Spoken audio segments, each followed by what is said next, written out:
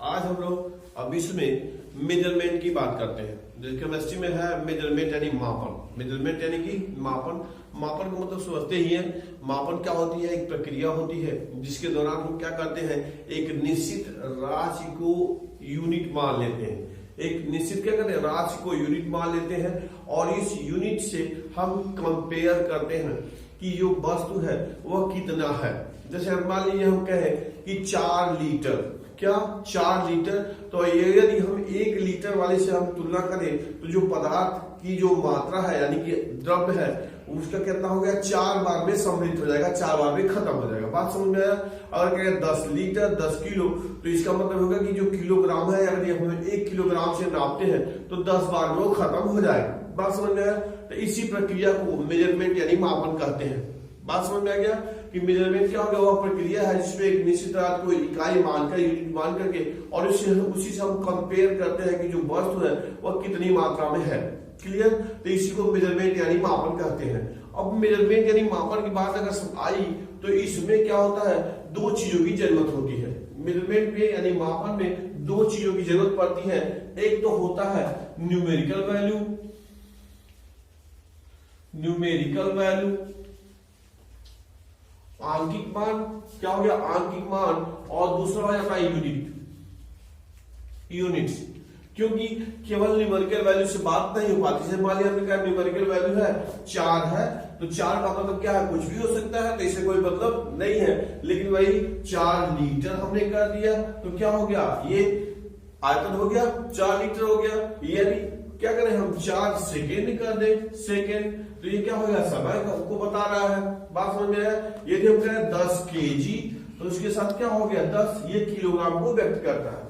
तो बात समझ में आया कि मेजरमेंट यानी मापन के लिए 2 चीजों की जरूरत पड़ती है। एक तो हो गया क्या चीज, न्यूमेरिकल वैल्यू यानी आंकिक मान, और दूसरा हो गया यूनिट्स यानी इकाई। बात समझ में आ गया? तो ये तो हो गया मेजरमेंट। इसी को हम क्या कहते हैं, मेजरमेंट कहते हैं, मापन कहते हैं। अब अगर देखा जाए तो पहले के समय में जो चीजों को जो मापने का जो सिस्टम था, पहले के समय में अगर देखा जाए तो 2 सिस्टम था। एक सिस्टम था कि द इंग्लिश सिस्टम, ठीक है, ये इंग्लिश सिस्टम है, पदार्थों को मापने के लिए था। लेकिन जो दूसरा सिस्टम था जो था द मेट्रिक सिस्टम। बात समझ में आया? यानी कि अगर हम बात करें तो पहले जो पदार्थ मापा है, पहले अगर बात करें तो क्या था, मापने की 2 पद्धतियां थी। एक इंग्लिश सिस्टम था और दूसरा द मेट्रिक सिस्टम था जिसमें हम पदार्थों को मापते थे, मापने का काम करते थे। बात समझ में आया? तो अगर देखें तो इसमें जो मेट्रिक सिस्टम था यह क्या था, देखिए लिखा गया है ओरिजिनेटेड उत्पन्न हुआ था इन फ्रांस में। कब? In late 18th century, EIGH 18th century हो गया, 18th सेंचुरी। एक और बात है वाज मोर, अत्यधिक कॉन्वेनियंट था, यानी कि सुविधाजनक किसके लिए, एज इट वाज, यह था बेस्ड ऑन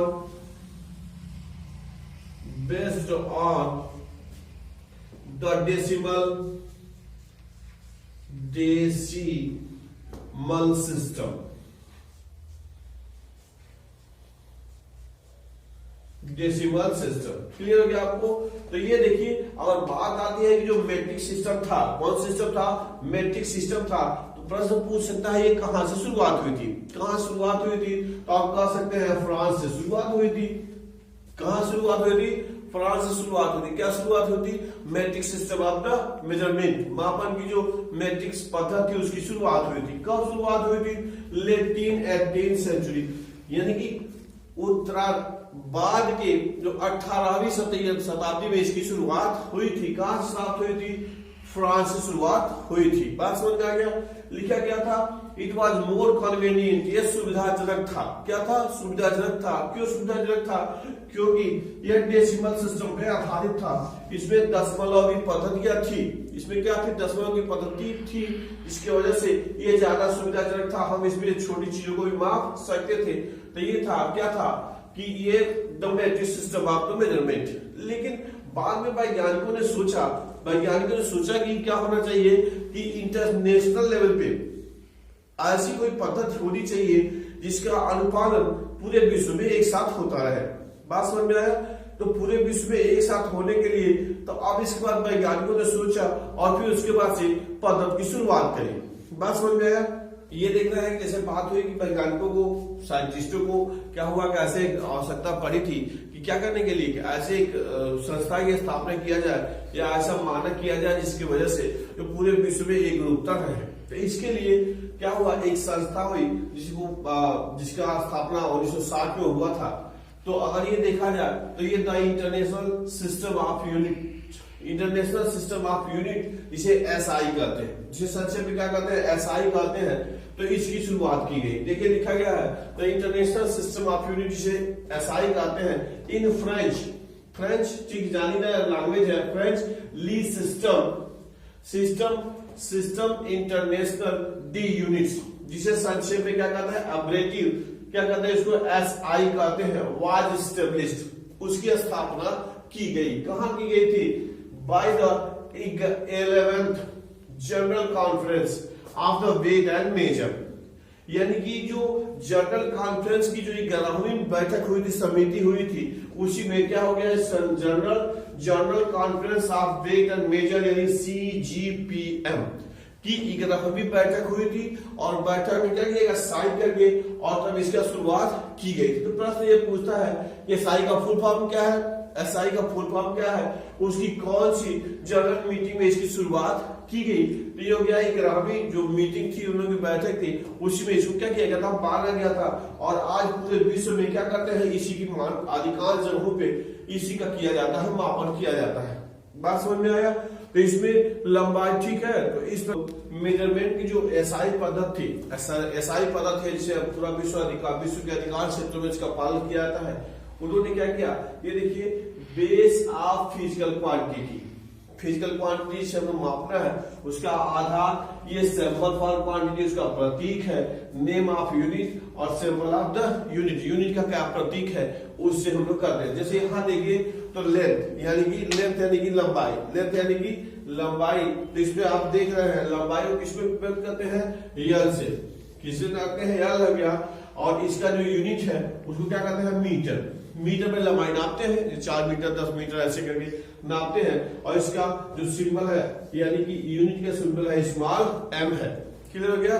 तो इस प्रकार से हम लोग लंबाई को मापते हैं। दूसरा मास है, द्रव्यमान है, इसको स्मॉल m से व्यक्त किया गया है। इसका क्या है? सिंबल यानी प्रतीक है स्मॉल m, और इसको इसकी यूनिट क्या कहते हैं? किलोग्राम है। हम केस में जब भी पूछे तो मास को किस में मापते हैं? किलोग्राम में मापते हैं, और इसका केजी है।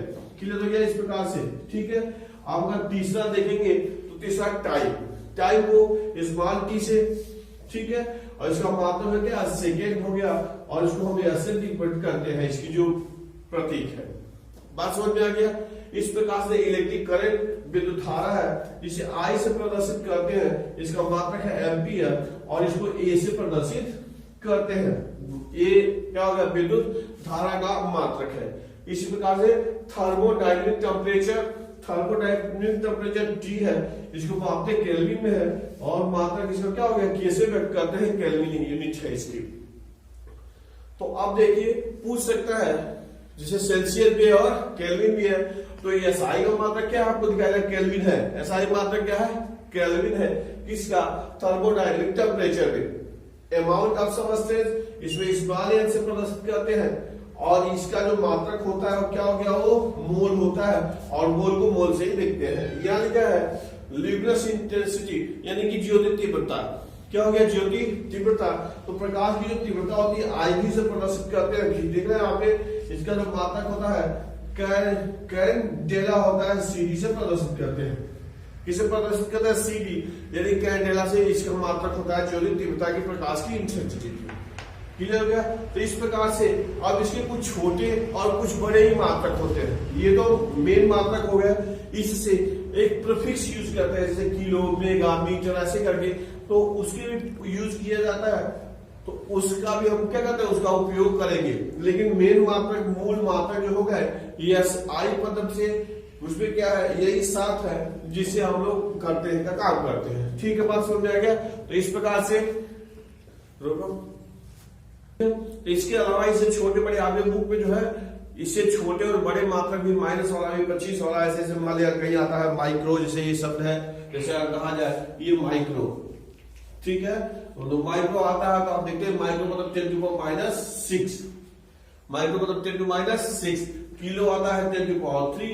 तो इस प्रकार से भी आप प्रीफिक्स यूज करते हैं। इसे छोटे बड़े मात्रा को बनाने के लिए, सुविधा के लिए बनाया गया। तो आपके बुक में वो पूरा बनाया हुआ है, ढेर सारे प्रीफिक्स के रूप में है, उस पे उसको आप याद करेंगे, मेमोराइज करेंगे।